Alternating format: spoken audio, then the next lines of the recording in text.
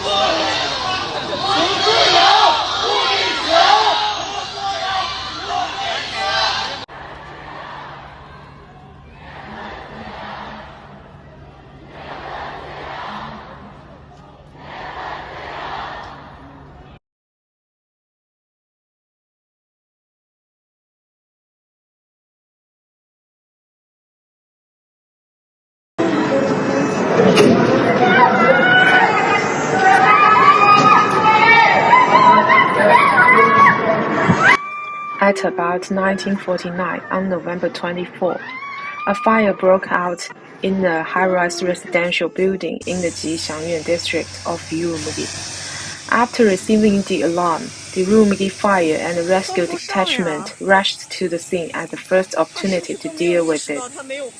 3 hours later, at around 22:35, the open fire was extinguished.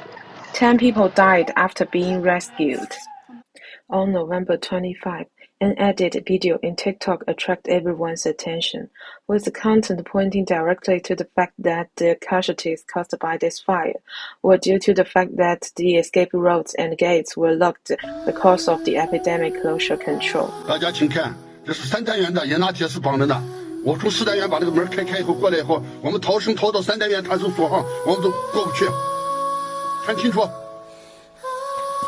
今天是2022年10月25号，发生了这些问题以后，我检查消防通道门打不开，看这铁丝，这从外面我不知道是谁给的权利，谁下发的文件，所有的消防第一通道后门，我在那酒店有70多号人，一旦出现了问题，无法解决，现在社区还没有给我给个答复。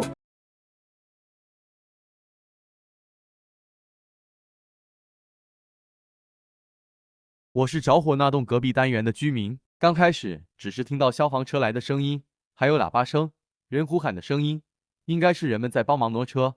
在窗外看到消防车来了，但死活开不进小区里。然后我家里人听别人说，我不知道这个别人是谁，把门窗关好就行了。我们还以为火离我们远着呢。微信群里也没有通知下楼什么的，什么情况都不知道，就靠邻居们之间传消息。过了不到半小时。 突然有人很用力的敲门，说赶紧逃生。我们穿好厚衣服，拿好手机后就出门了。在楼道看到其他叔叔阿姨，还有一些老人。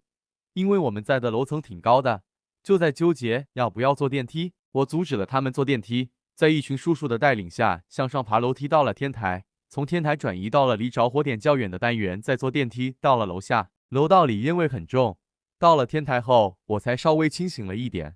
想起来家里排插的插头还没拔，就很想折返回去，但来不及了，我们就坐电梯下了楼。People then post on social media platforms titled 4 questions about Urumqi fire. 1. What caused the fire? 2. Is the Jixiangyuan community a low-risk community or not? Because low-risk community do not have restricted access under the epidemic prevention policy. 3. Was the door of the unit where the fire started tied with wire? 4. Were the ground stakes and fences affecting the rescue time of firefighters set up for epidemic prevention and control?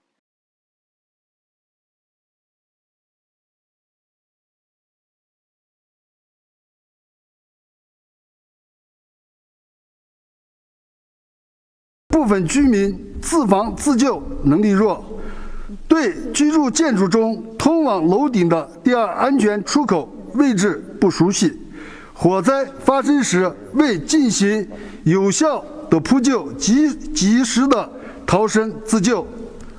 People were not convinced by the official response, and the official statement at the conference that the victim's awareness and weakness in self-rescue was also a cause of death in this accident, which angered the general public and led to a massive outcry on social media. At the same time, the state authorities intervened to control public opinion, and all discussion of the incident was removed from all social media platforms, or became illegal to display. The truth no longer mattered, and the conflict between the people and the government shifted from the fire to freedom of expression, and the personal freedom during the control of the epidemic. As a result, there were fire mourning in several places, as well as white paper protests. I cannot draw any conclusions about the truth of the Urumqi fire, but whether it was a fire hazard or a human disaster caused by epidemic sealing, it was essentially a lack of government supervision.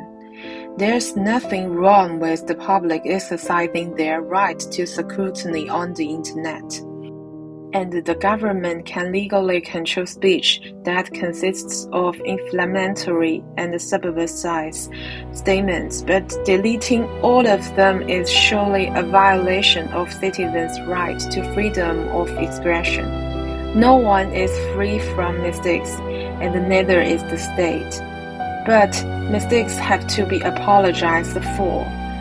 A speech blockade will only bring down the credibility of the state.